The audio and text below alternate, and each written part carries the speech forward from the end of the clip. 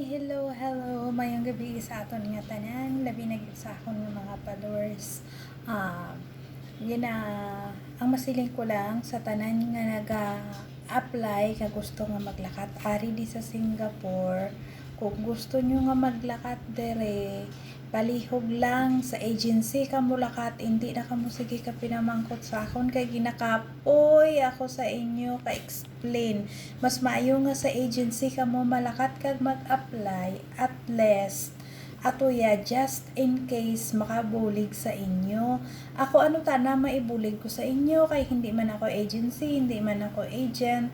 So, ako lang na ako nga may advice sa inyo. Sa agency na lang ka mo lakat kag mag-apply. Dito ka pa mong tanan-tanan.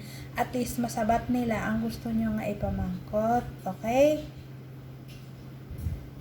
Kaysa ako sigihon nyo ko pamangkot. Ay man ko kabalo sang tanan-tanan nga rules dari sa Singapore ko. Paano?